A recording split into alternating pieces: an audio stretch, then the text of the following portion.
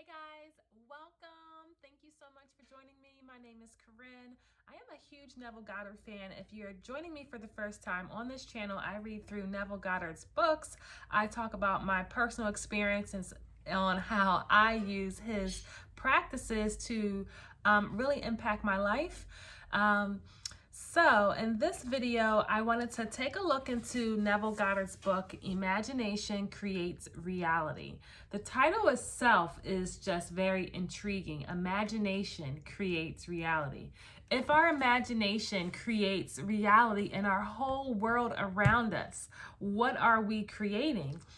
I tried a very simple technique this morning that worked pretty good. Not perfectly, but it works pretty good. Part of my morning routine is I go to the gym in the morning before getting the kids ready to school, and I always find it a bit challenging to get my 14-year-old son up for high school because he just likes to sleep. So what I did was, as I was driving home for the gym, I imagined him in his room and I called his name and I said, Jesse, Jesse, get up, get up. And I imagined him getting himself up and us having a peaceful morning instead of the normal, me waking him up 5 times and then yelling at him routine. So when I got home, my daughter was up. It's about 6:45. And I like to give them about a half hour to get their day started. So it's about 6:45. My daughter was already up and dressed, which was great. I went to my son's room and he was still in his bed. So I sat on his bed and I asked him how was his night. And I said, you really got to get up and dress. And then I touched his hair and his hair was wet. And I was like, Jesse, were you up already? And he's like, yeah, Mom, I got up, I brushed my teeth, I did my hair, and then I lay back down.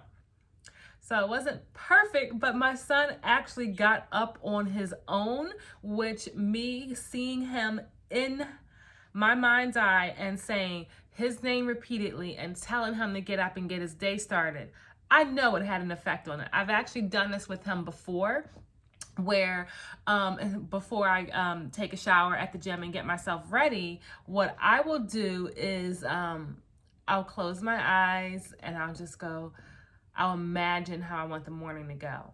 I'll basically imagine the whole morning with them. I imagine myself waking them up and them smiling and us having a really good feeling day. And so rather than me expecting it to be the difficult, challenging routine, I have been imagining today that it was be a nice, warm and fuzzy routine. And in addition to that, when I went to go drive him to school, normally, he comes downstairs, he's got the look on his face, like, why are you doing this to me? It was a little bit more pleasant. And then in the car, we began singing together. One of my songs came on and I held his hand and I sung with him for a little bit. And I did feel that really nice, warm experience that I was looking for. So I know for a fact, imagination creates reality. Sometimes the things that we need in our life are not just the hundreds of thousands of dollars and the spouse or the job. Sometimes you just want to have a good morning and feel great.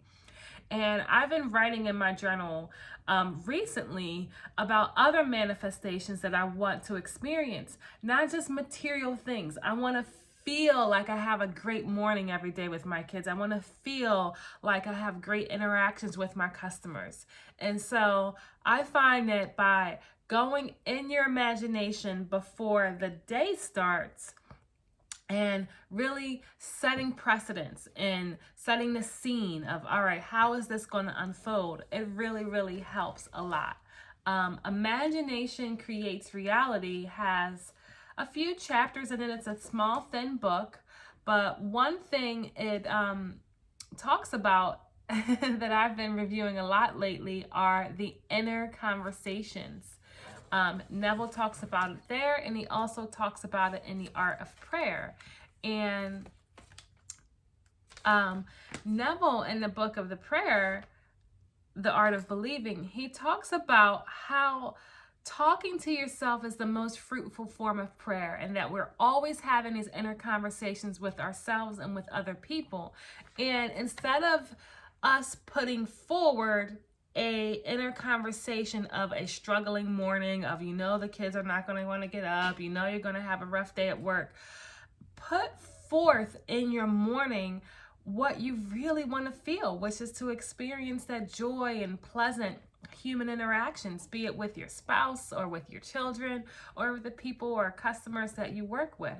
So try that. Try that technique. Try what it's also can be called as segment intending. When I studied Esther Hicks, she talked a lot about segment intending and how to put your ideas ahead of yourself. One thing in this book, Imagination Creates Reality, I was reading today, I found a very, very interesting statement that Neville made. It's under the chapter of revision, and I'll just read that paragraph quickly. So it says, as you review your day, it is important to revise each negative reaction so that you can remember it as you wish you had happened, rather than storing the memory as it did occur. What you think and feel or emotion, what you think of with feeling or emotion is an actual fact. That which you experience in the physical world is merely a shadow reflecting the reality of your imaginal activity. So what Neville was saying is that that which we experience in the physical world is but a shadow reflecting the reality of our imaginal activity. So going back to the title of the book, Imagination Creates Reality, that imaginal activity is going forth ahead of us, and it does catch up with us. So I hope something in this video resonated with you. I think the key takeaway, the key message I want to give you is don't get caught up in your normal thought patterns and your day-to-day routine of how you think the day is going to go and live by your past. Imagination creates reality. So set those thoughts forward ahead, whether it's having a wonderful encounter with a family member. Put those thoughts forward. Have the inner conversations to what you want. Always put your attention on what your heart desires or what you want to feel or what you want to experience. And creating and manifesting doesn't just have to be hitting the lottery, buying a house, meeting a spouse. What if you could create a life where every moment you felt like pure joy and happiness, and the interactions that you had with people were special and magical, and the food that you had just nourished your body, and you had these pleasant experiences all day long? That is also creation. It is not just material things. We can create our states, our feelings, our emotions, and how we want the day to unfold. So hope you enjoyed something in this video. Please hit the like button if you do. It really helps the YouTube algorithm, and it helps this video gets out to more people. Thank you so much for watching. Please consider subscribing to my channel. It would mean a lot to me if you would join our manifesting community. Take care.